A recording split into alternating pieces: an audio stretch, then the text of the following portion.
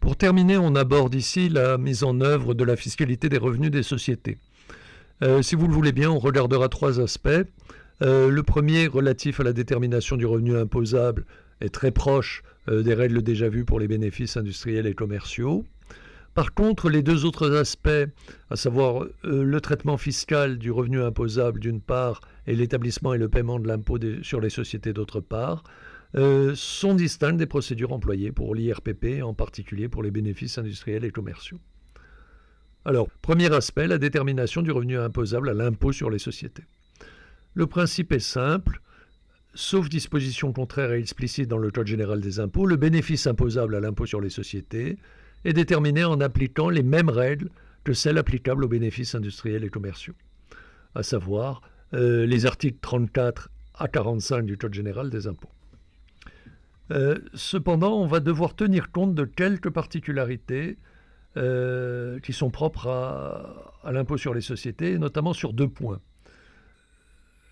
L'application des règles des BIC à l'impôt sur les sociétés est d'abord totalement indépendante de l'activité exercée par la société. Autrement dit, la société peut ainsi exercer une activité commerciale, industrielle, artisanale, libérale, civile, agricole, etc. Ce qui va déterminer son rattachement à l'impôt sur les sociétés, c'est le fait que c'est une société, notamment une société de capitaux. Ça n'est pas l'activité exercée. Donc le rattachement dépendra du statut, si vous voulez, de la société, non pas de l'activité exercée, comme c'est le cas, par exemple, pour les BIC ou pour les bénéfices non commerciaux, puisqu'on a ce qu'on appelle des cédules, c'est-à-dire des régimes particuliers, BIC, BNC, bénéfices agricoles, donc qui dépendent de l'activité exercée. Là, l'activité exercée n'a pas d'importance, c'est le statut de la personne morale, et naturellement son fonctionnement, c'est-à-dire qu'elle doit fonctionner à titre habituel et lucratif, etc., qui détermine le rattachement à l'impôt sur les sociétés. Ça, c'est le premier point, la première particularité qui distingue les BIC de l'impôt sur les sociétés ou l'impôt sur les sociétés des bénéfices industriels et commerciaux. Et un deuxième point qui est que l'application des règles des bénéfices industriels et commerciaux à l'impôt sur les sociétés se fait, comme on l'a un tout petit peu vu, en fonction d'une règle de territorialité propre aux activités des sociétés soumises à l'impôt sur les sociétés.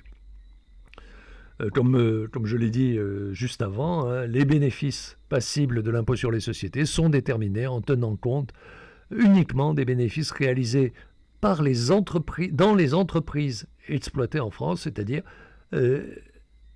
avec les activités réalisées en France. Hein, les termes entreprises exploitées visent essentiellement des activités, non pas nécessairement une structure particulière. Pour l'essentiel, il faut donc retenir qu'on applique à la détermination du résultat imposable à l'impôt sur les sociétés les mêmes définitions que pour les bénéfices industriels et commerciaux. C'est ainsi que le bénéfice imposable à l'impôt sur les sociétés se calcule soit en faisant la différence entre les produits imposables de la société et les charges déductibles supportées par elle au cours de la même période. Ça, c'est la base. Hein. C'est sur cette base-là, d'ailleurs, qu'on a travaillé pour ce qui concerne les bénéfices industriels et commerciaux et aussi les bénéfices non commerciaux. Soit par différence entre les valeurs de l'actif net à la clôture et à l'ouverture de l'exercice, soit en prenant en compte les résultats d'ensemble des opérations de toute nature effectuées par l'entreprise. Par parenthèse, je rappelle qu'il y a, je dirais pour votre culture fiscale générale, je rappelle qu'il y a dans le monde deux grands systèmes de calcul du bénéfice imposable des entreprises. Il y a un système qui est fondé sur le compte d'exploitation et l'imposition du bénéfice. C'est celui que j'ai tendance à privilégier. Puis il y a un autre système fondé sur le bilan et l'imposition de la différence entre l'actif net en début de période d'imposition et l'actif net en fin de période. Alors, les approches diffèrent, mais conduisent au fond, en pratique, à des résultats comparables. Dans les deux systèmes, retenez qu'on va taxer un revenu net généré par l'entreprise sur une année. Alors, ce qu'il faut savoir, c'est que la France admet les deux systèmes. Donc voilà, revenons maintenant aux produits imposables. Donc on a vu l'aspect bénéfice imposable. Voyons quelques mots, disons quelques mots sur les produits imposables. Alors on sait, au titre des bénéfices industriels et commerciaux, et ici au titre de l'impôt sur les sociétés, que ces produits imposables sont constitués des produits d'exploitation, des produits financiers, des revenus des valeurs mobilières et des produits exceptionnels. Donc ça ne change pas par rapport au BIC, c'est ce qu'on sait déjà, il n'y a pas de surprise.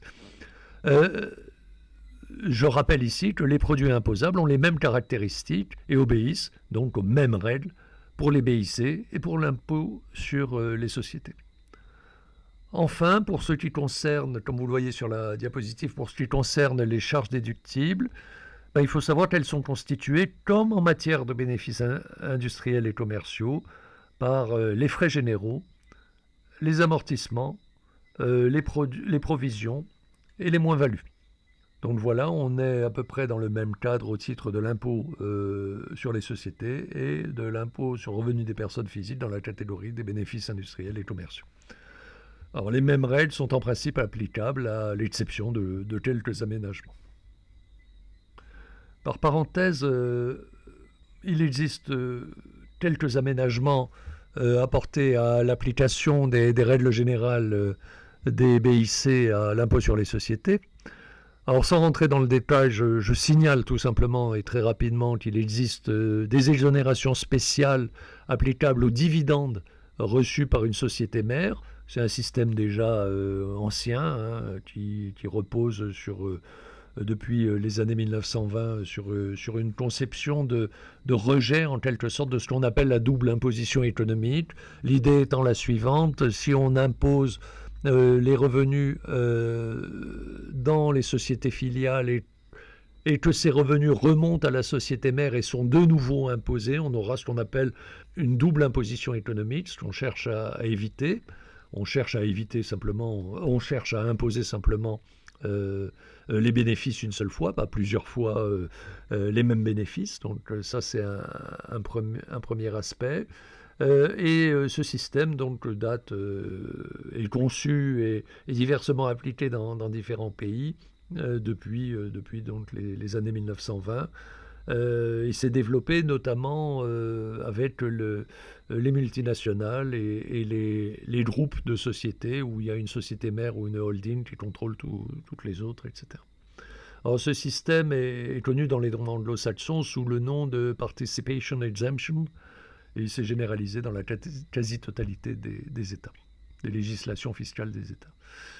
Deuxième, toujours sans rentrer dans le détail, au titre des aménagements apportés à l'application des règles générales des BIC à l'impôt sur les sociétés, il y a aussi quelques restrictions à la déductibilité des charges, et en particulier une limitation à ce qu'on appelle la déductibilité des jetons de présence. Les jetons de présence, c'est la forme de rémunération des administrateurs de sociétés.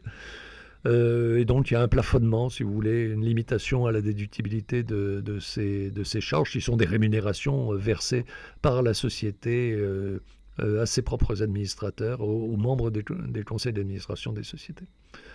Quelques restrictions aussi en matière de taxes annuelles sur les véhicules de tourisme appartenant à la société, etc. Donc je ne rentre pas dans le détail. Et puis il y a un système qu'on appelle le système des reports déficitaires. Alors, sans trop rentrer dans le détail, parce que c'est un sujet, une mécanique non pas complexe, mais qu'il faut un peu suivre, si vous voulez, donc dans laquelle il faudrait s'investir un tout petit peu pour manipuler en quelque sorte ces reports déficitaires. Donc sans rentrer trop dans le détail, je vous donnerai simplement quelques informations générales sur cette question. Qu'on retrouve partiellement pour les bénéfices industriels et commerciaux, mais qu'on a zappé dans notre présentation des bénéfices industriels et commerciaux. Alors, une des particularités de l'impôt sur les sociétés réside dans le traitement des déficits d'exploitation. En effet, bien que les déficits ne soient pas à proprement parler des charges, ils peuvent quand même être imputés sur les bénéfices futurs ou passés de la société.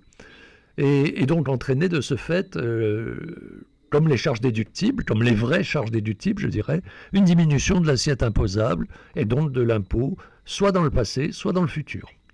Alors il faut savoir que dans ce contexte, les déficits peuvent être traités et étalés dans le temps. Alors, soit par la technique qu'on appelle le report en arrière, en fait, on emploie le plus souvent le terme anglo-saxon de carry back, soit par la technique du report en avant ou carry forward.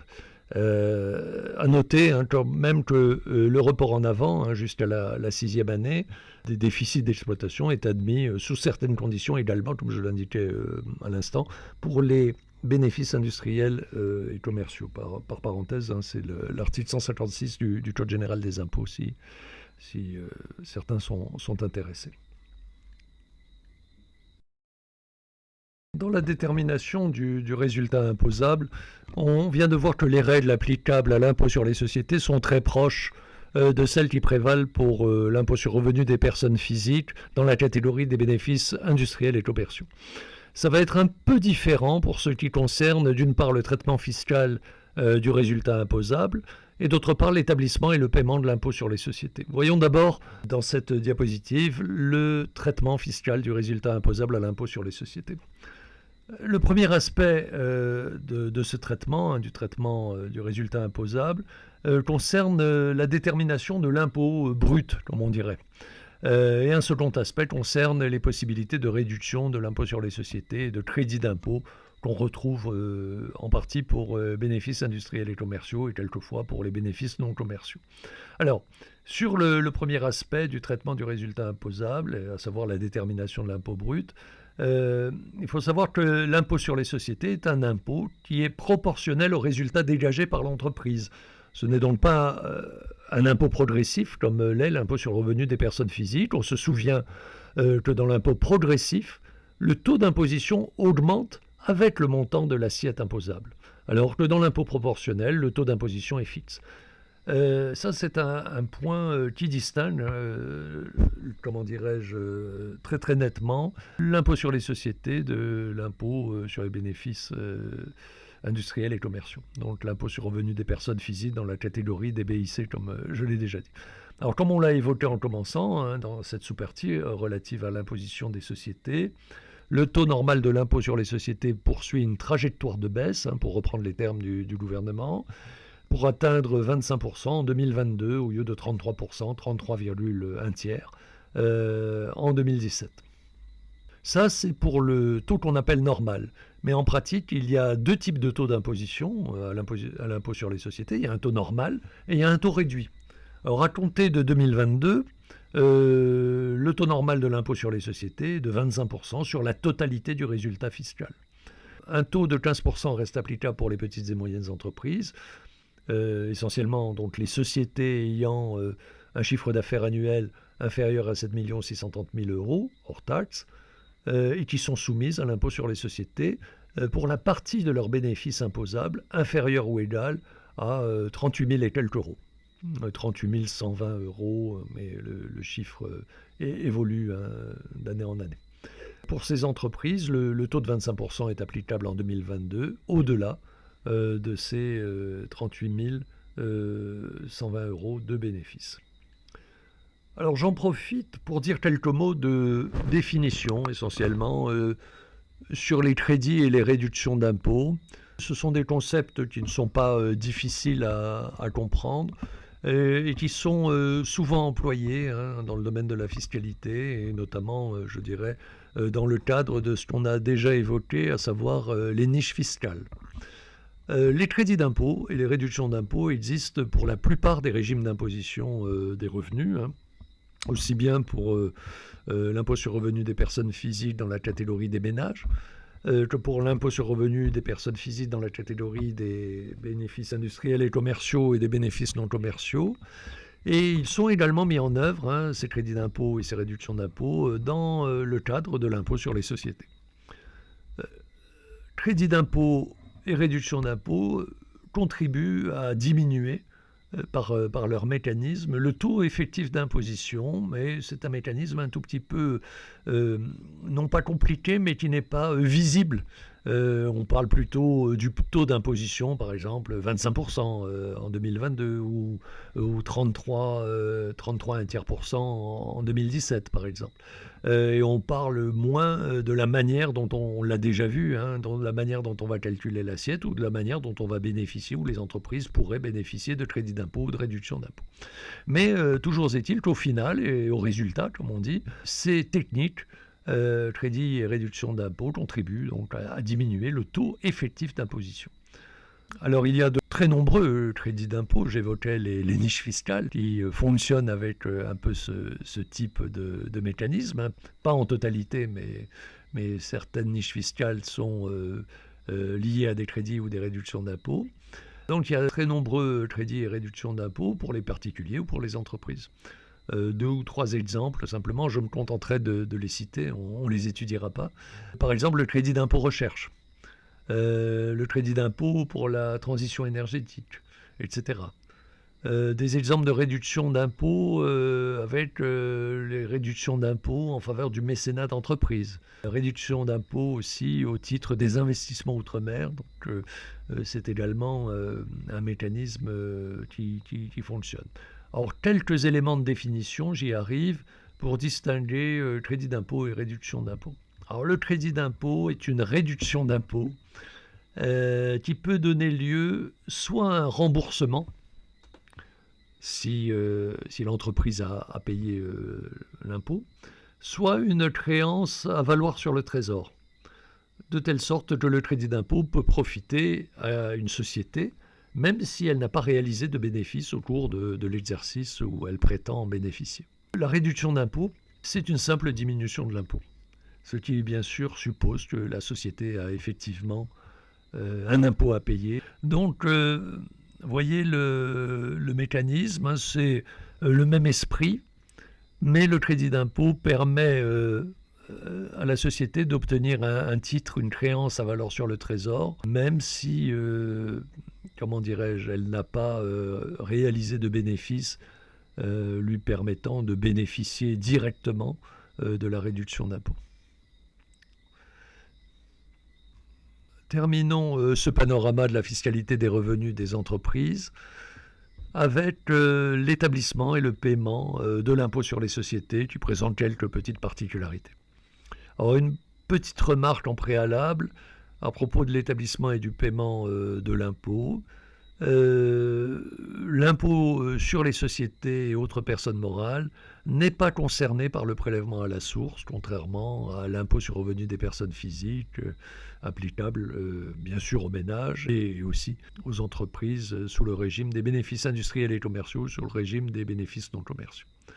Donc le prélèvement à la source, le PAS comme on dit, n'est pas applicable au paiement de l'impôt sur les sociétés. Alors, sur l'établissement de l'impôt sur les sociétés, il faut distinguer rapidement le lieu d'établissement de l'impôt et les obligations déclaratives, très simplement, très rapidement.